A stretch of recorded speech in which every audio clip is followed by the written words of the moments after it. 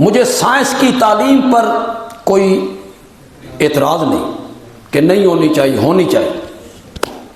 میں یہ نہیں، سائنس نے کتنی کتنی چیزیں بنائی، رات کو دن میں بدل دی، رات کو دن میں بدل دی ہے. میں سرگودا اونٹ پہ چڑھ کے آتا تو میں تو پھر مہینے تو بعد تواڈے کول پہنچنا سی. مجھے 3 گھنٹوں میں کار نے پہنچا دی. اور ہم جہاز پہ جب عمرہ کرنے جاتے ہیں تو ہم 4 گھنٹوں میں جدے اتر جاتے ہیں. بڑے بڑے بحری جہاز ہیں، گاڑیاں ہیں. ہوں اس ظالم نو ویکھو، حد نہیں ہو گئی؟ خدا دی قسم، دنیا میں اربوں موبائل ہیں، پاکستان میں کروڑوں موبائل ہیں، لیکن جو بندہ میرے نمبر پہ رنگ کرتا ہے مجال ہے اور رنگ کسی اور تے جاوے. حد نہیں ہو گئی؟ اتنی بڑی ترقی، اتنی ترقی کی سائنس نے. ذرا سرجری کو آپ دیکھیں، جگر بدل کے رکھ دیے، گردے بدل کے رکھ دیے. اس سرجری کی ترقی کو آپ دیکھیں. لیکن میں یہاں ایک جملہ کہنا چاہتا ہوں، سائنس اچھے اچھے سامان بنا سکتی ہے، اچھے انسان نہیں بنا سکتی. اچھے سامان بنائے گی، اچھے انسان نہیں بنائے گی. یہ جن لوگوں نے ترقی کی وہ افغانستان میں داخل ہوئے تو انہوں نے کیا کیا ہے، وہ لیبیا میں داخل ہوئے تو انہوں نے کیا کیا ہے، وہ فلسطین میں داخل ہوئے تو کیا کیا ہے، وہ عراق میں داخل ہوئے تو کیا کیا. کتنے لوگوں کو نیزوں کی انیوں پہ پرویا، کتنی عزتیں لوٹی انہوں نے، کتنی بیٹیوں کو بے آبرو کیا انہوں نے، کتنی دہشت پھیلائی انہوں نے. جلانے والے بم پھینکے ان لوگوں نے، بھسم کر کے رکھ دیا محلات کو اور گھروں کو اور فصلوں کو. کیا کیا؟ اور میرے پیارے پیغمبر جب مکے میں داخل ہوئے فاتح بن کر، اللہ اکبر، فاتح بن کے آ رہے ہیں. 10,000 قدوسیوں کا لشکر آگے آگے ہے اور مکے کا فاتح سب سے پیچھے چل گیا. سبحان اللہ، سبحان اللہ. سر جھکتا جا رہا، اونٹنی کی کوہان کے ساتھ لگ. یہ اب بھی طالبان افغانستان میں آئے، امریکہ بھاگا اور طالبان آئے. کتنے لوگ قتل ہوئے؟ کچھ بھی نہیں. عام معافی کا اعلان کر دیا، ہم سب کو معاف کرو. اور کمانڈر ان چیف جو ہے وہ فروٹ بیچنے والی عورت کے پاس آ کے کہتا ہے بہن گھر چلے جاؤ، ہر مہینے کا خرچہ تمہیں گھر پہنچے. وہ کمانڈر ان چیف سڑکوں پہ پھر.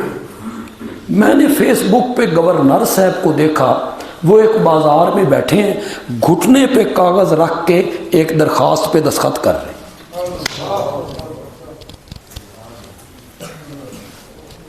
اساں ترس گئے انہوں ویکھن واسطے، انہوں دے ملازموں ویکھن واسطے سی ترس گئے. سائنس اچھے اچھے سامان بنا سکتی ہے، اچھے انسان نہیں بنا سکتی. اچھے انسان میرے نبی کی تعلیم بنائے گی. امریکہ کے صدر کی ایک کال پر یونیورسٹیوں کے پڑھے ہوئے لمبے پہ گئے، جی سر جو آپ کہیں گے وہی ہوگا، سب کچھ دیں گے آپ کو. اور وہی امریکہ کا صدر ملا عمر کو پیغام دیتا ہے میں تجھ سے ملنا چاہتا ہوں، اور وہ کہتا ہے تجھ جیسے کتے سے میں ملنا بھی نہیں چاہتا. سائنس اچھے اچھے سامان بنا سکتی ہے، اچھے انسان نہیں بنا سکتی. اچھے انسان محمد عربی کی تعلیم بنائے. اب آپ نے توجہ کرنی، جس دور کا نام تھا دور جاہلیت، اور وہ اجڑ لوگ تھے، جاہل لوگ تھے، ظالم لوگ تھے، قاتل لوگ تھے، زانی لوگ تھے، چور تھے، ڈاکو تھے، لڑکیوں کو زندہ قبر میں گاڑنے والے تھے۔ دور کا نام تھا دور جاہلیت۔ دور جاہلیت میرے نبی نے قرآن کا رنگ چڑھایا نا، تو پھر میرے نبی نے اسی دور کے متعلق کہا خیر القرون کرنی،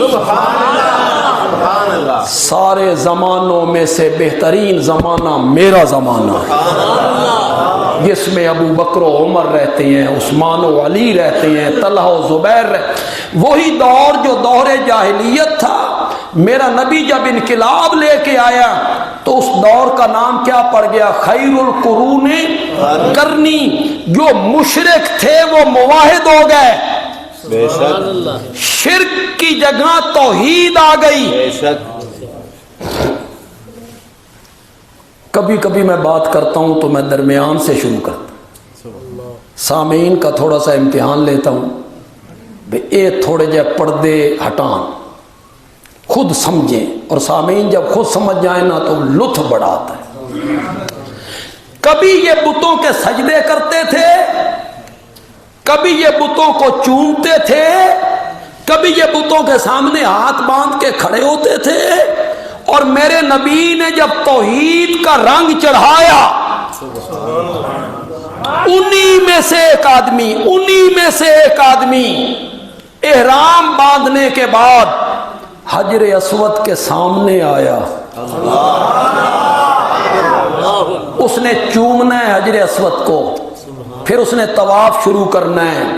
دل میں آیا یہ دائیں بائیں لوگ کھڑے ہیں، نئے نئے مسلمان ہونے والے، یہ کہیں گے سن بتاں دے چومن تو منع کر دینے، آپ پتھر نو چومن لگے ہوئے نے۔ وہ کچھ فٹ پیچھے ہٹا اور پیچھے ہٹ کے حجر اسود کو خطاب کیا، انی عالم انک حجر لا تنفع ولا تضر، میں چنگی طرح جاننا، آج میں پنجابی دا ٹچ نہیں دیتا میرا خیال، میں چنگی طرح جاننا تو ایک بے جان پتھر ہے، میرا نفع بھی تیرے ہاتھ چ نہیں، میرا نقصان بھی تیرے ہاتھ چ نہیں، مجھے کعبہ کے رب کی قسم ہے اگر میرے نبی نے تجھے نہ چوما ہوتا تو فاروق اعظم تجھے کبھی نہ چومتا۔ نعرہ تکبیر، حاجت روا مشکل کشا، توحیدی نعرہ برملا، یہ انقلاب میرے نبی نے اس معاشرے کو پلٹ کے رکھ دیا تھا۔ میرے نبی انقلاب لے کے آئے اس معاشرے میں، مشرک موحد ہو گئے، شرک کی جگہ توحید آ گئی۔ جو زانی تھے، زانی لڑکیوں کی عزتوں کے لٹیرے،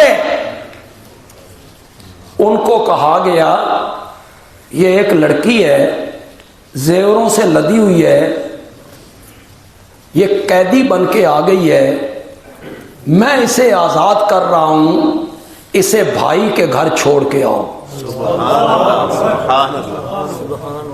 اسے بھائی کے گھر چھوڑ کے آؤ۔ لڑکی ہے، زیوروں سے لدی ہوئی ہے، چھوڑنے کے لیے دو صحابی جا رہے ہیں، یہ بھائی کے گھر پہنچی تو بھائی حیران ہو گیا، تیرا نام تو قیدیوں کی لسٹ میں آ گیا تھا، تو یہاں کہاں؟ اس نے کہا محمد عربی نے رحم کر دیا ہے سبحان اللہ کہ تو ان کے دربار میں گئی تھی۔ میرے نبی کا نام تو بڑا نام تھا، سبحان اللہ، بے شک عدی اس کا بھائی، یہ حاتم طائی کی بیٹی ہے، تو ان کے دربار میں گئی تھی؟ کہ ہاں بھیا میں ان کے دربار میں گئی تھی، میرے سر پہ انہوں نے اپنی چادر رکھی تھی، مجھ سے پوچھا تھا مانگو مجھ سے کیا مانگتی ہو، میں نے رہائی کا سوال کیا، انہوں نے فوجی ساتھ بھیجے، وہ اس گھر تک مجھے چھوڑنے کے لیے آئے.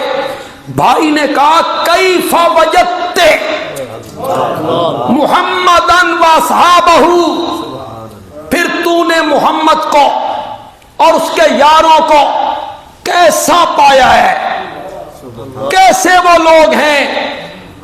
تو حاتم طائی کی بیٹی کہتی ہے بھیا میں تجھے زیادہ کیا بتاؤں، میری عزت و عصمت تیرے گھر میں اتنی محفوظ نہیں ہے جتنی محمد عربی کے گھر میں محفوظ ہے. وہ لوگ جو عزتوں کے لٹیرے تھے وہ کافروں کی لڑکیوں کی عزتوں کے محافظ بن کے کھڑے ہوئے. سبحان اللہ. بے شک